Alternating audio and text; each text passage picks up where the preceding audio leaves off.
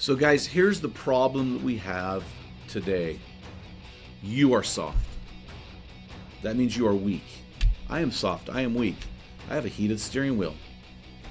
I have heated seats. I have air-conditioned seats. Why? I'm weak. Today we're going to help you find out where you're weak and how to fix it. The opposite of soft is not hard. The opposite of soft is...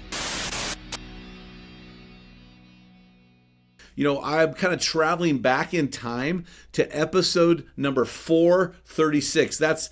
We've recorded 400 episodes since then. So episode 436 is called You Are Soft. Now, the reason why I want to go back and look at that episode again is because at the time we received more feedback about that podcast, positive and negative, than ever before, because men don't like being told that they're a wimp, that they're soft, that they're weak. But the fact remains, you are still soft. I am still soft. So when I think about being soft, here's how I define being soft. Soft equals weak.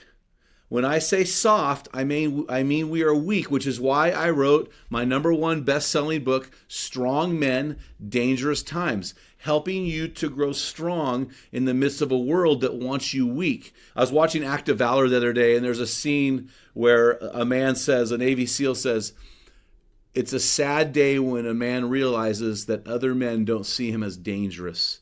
And so a weak man is not a dangerous man. A weak man is in danger. Here's what I want to share. Sometimes I share what may appear as a hard message to you, but it's a message out of love. It's a message out of passion. The problem is, in the church, we have our pastors who are so afraid of offending people, hurting feelings. I think what they need to realize is Jesus would have been a bad pastor. He was a coach. He was more of a coach. He interacted with people now. He spoke to them now. He demanded the best now. He didn't care if he ran people off. I believe that Jesus, if he were to come back today, would not come as a pastor. He would come like he did back then. He didn't come as a Pharisee. He didn't come as a Sadducee. He came as this rogue, itinerant guy going around coaching up guys. Here's an example. In Mark 8:33, it says this, "But turning around and seeing his disciples, he rebuked Peter and said, 'Get behind me, Satan. You are not setting your mind on God's interest, but man's.'" Man, have you ever heard your pastor say that to you?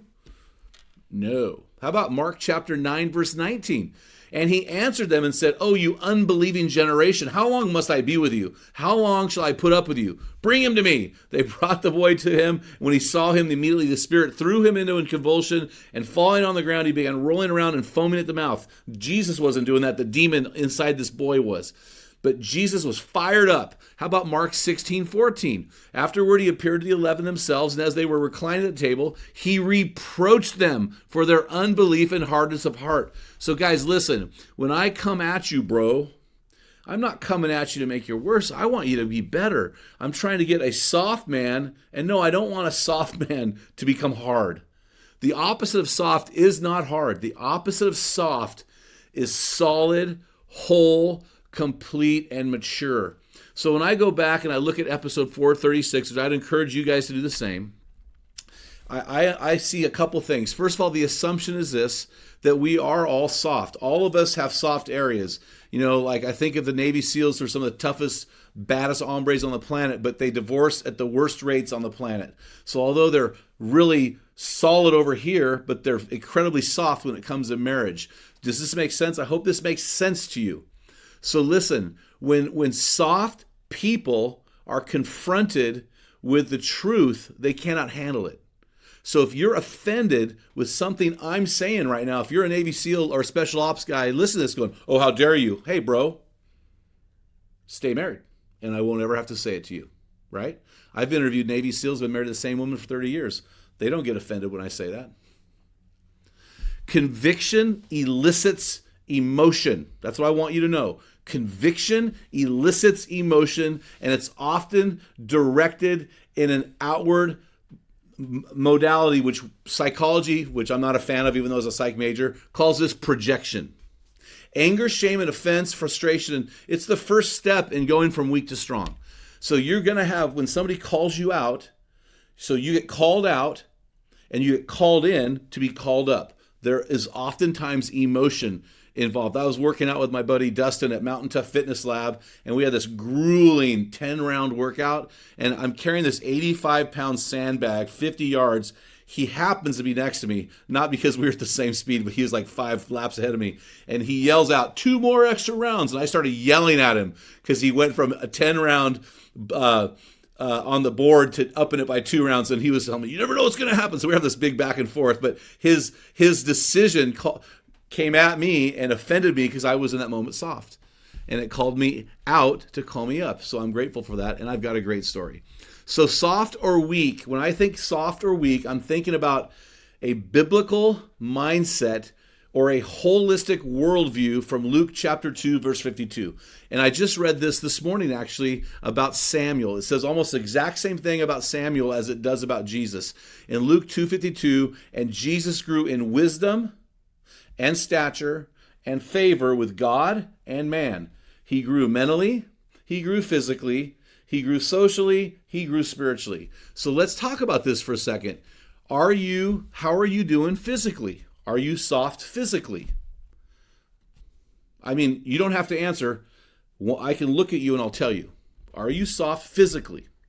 Well, let's do something about it. I got a guy offended just last night because he's got all this health problems, and I pointed to his belly. He's about a 350-pound guy. I said, bro, this is because you aren't willing to take care of your body. So you're going to live your life medicated and you're going to die young. And he was very offended. I said it in love, but I feel like we can't avoid the truth sometimes when somebody is physically soft. We have to help them. And I didn't just say it to him. I sat down, had dinner with him, and I told him the 3 areas he had to work on, how much food he eats, the kind of food he eats, and getting movement going. Okay. Wisdom is mentally. It's knowledge, reason over emotion. It's your intellect. You know, I realized early on I'm a very emotional type of guy, so I had to really grow my intellect. So the man I am today intellectually is because I acknowledged and realized that I was intellectually soft about 30 years ago, which is why to this day I read about 50 books every year. Wish it was more, but it's not. Favor with man is socially. So how are you doing in your marriage, your fathering, your friendships? Are you isolated from community? Are you still hurt about the church and won't go back? You know, come on, guys. We need to make sure our relationships are working and firing on all cylinders. And the last one is favor with God. Are you worshiped? I love the acrostic walking. Are you worshiping God daily? Are you approaching him daily in prayer? Are you loving other believers in fellowship? Are you growing in your knowledge of the Word of God? Are you investing your fiscal and physical resources in God's kingdom? Are you nurturing other believers? And are you giving your life away to the gospel cause in service? Or are you weak and soft? So again, the opposite of weak and the opposite of soft is not hard. It is solid. It is whole. It is complete. It is a whole number, not a fraction. A whole number is called an integer. A man who is a whole number is a man who has integrity. This is what we're talking about. So we have to evaluate all of these moving parts of our lives objectively, even though they create subjective emotion. We have to look at them. So here's how you do it, guys. Here's the how. I've laid it all out for you. Here's the how. It's very simple. There's 3 steps, and 2 of these 3 steps I've written books about. So I'm going to help you right now. So Luke 2:52 is the first step. So this is, I just got this beautiful Weatherby deer rifle. Actually, this weekend it's a bear rifle. I'm going bear hunting with it. Then it's going to be a pig rifle. And then it's going to be a billy goat rifle. It won't be a deer rifle for a little while. But right now, I got this beautiful weapon, this beautiful rifle.